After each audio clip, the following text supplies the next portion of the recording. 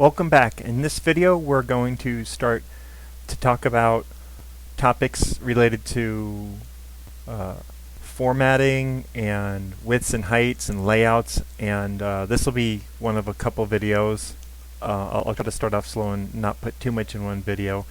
And I should let you know beforehand, formatting and layouts can be one of the most frustrating things because in say like a word processor, it's pretty easy to get the text or the picture or whatever to go where you want it on the page, and it can be a little more frustrating in HTML because you have to describe it in HTML and CSS, and making that translation from HTML and CSS to where it actually appears on the page can be frustrating because you can't generally just click and drag the text and put it where you want on the page.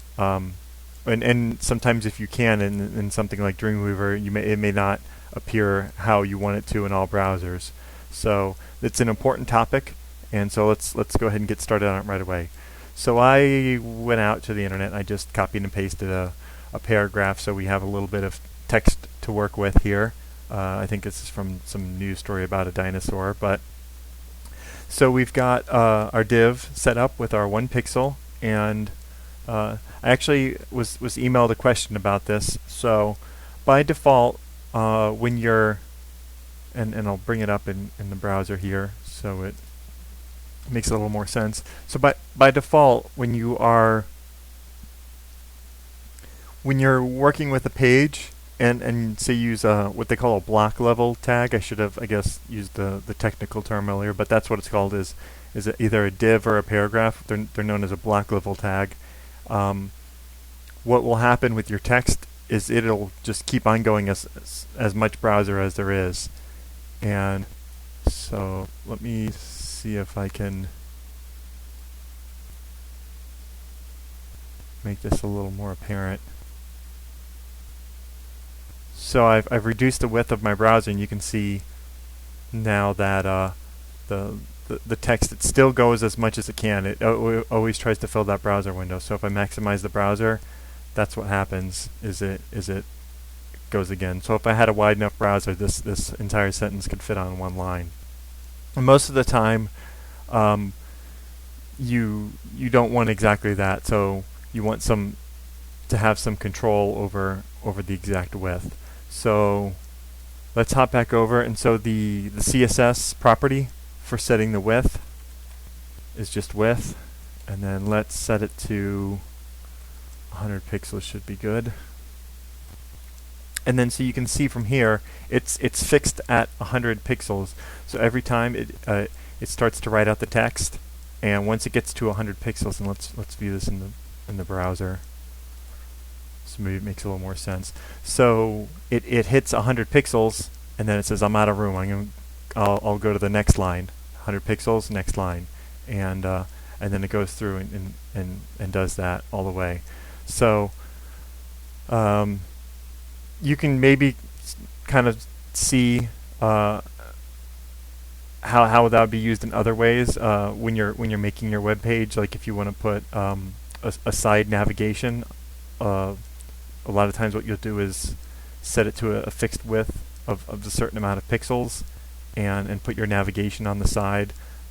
So as I go through these, keep in mind how you'd want to use it in your web page, because the things that I'm going through right now are kind of the beginnings of making a real web page. The topics I've taken you through before are mostly about fonts and what are the basics and how to make text a little bit bigger and smaller, and but now this alignment and layout type stuff, and widths and heights and margins and padding, this gets more into the core of actually making a website and making the website look the way you want it to.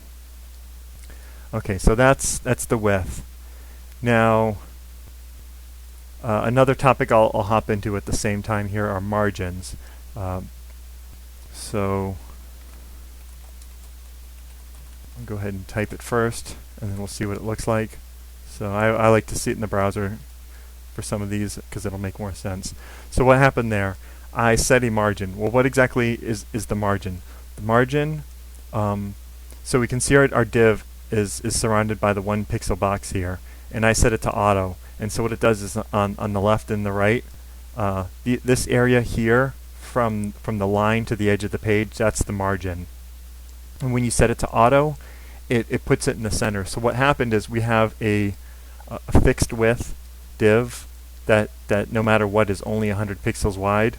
And then I said, okay, now that we've got that box that has that fixed width, let's put margins on the side. And then so that's how we got this. And so this is common if you want to have a piece of text that's kind of centered in the screen.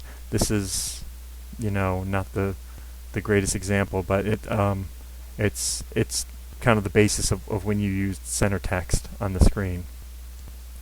So there's margins, and then there's also, and I should note this, when I clicked on here, you can see inside Dreamweaver here, it kind of made it some lines to give you guidance to let you know, okay, here's where the margins are. I'm going to mark this, even though you can't necessarily see it because its margins are an invisible thing. I'm going to give you a guide here, and you can see where it's marked those margins. So a related topic is padding. And let's do this. Let's give it a 50 pixels of padding.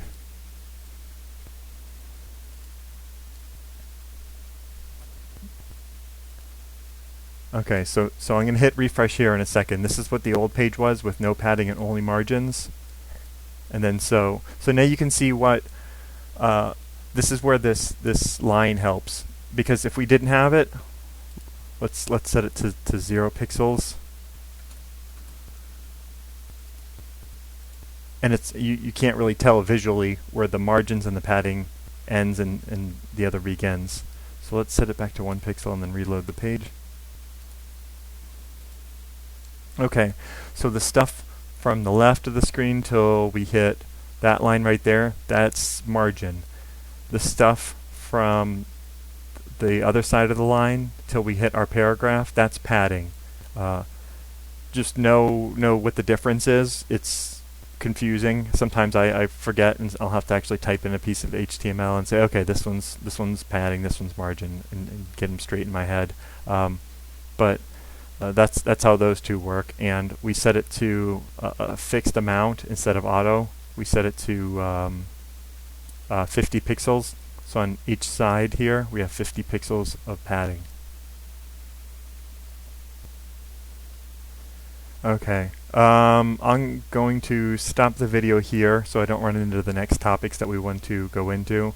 But go ahead and play with those sizes in auto, and I guess I should note real quick that these can be percentages also. So anywhere where you see pixels, you can say I want. And actually, let's do that. Let's with width, we'll say I want it to only consume 25% of the page. And you can see this consumes 25% of the page, and then the other 75% is on both sides. So 75 divided by 2 is on each side. So go ahead and play with that. That's going to be an important topic. I guess I should note in the videos the most important topics, and widths and padding and margin and all these next few videos are actually pretty important. So I would maybe watch these a couple times, play with them, the examples I do, and type them in your own Dreamweaver, and make sure that you understand them before going on to the next video. Visit sites like w3schools.com, and if they have any tutorials, if you're having any difficulty understanding it. And as always, if you have questions, go ahead and post them in the comments area of the Vimeo page.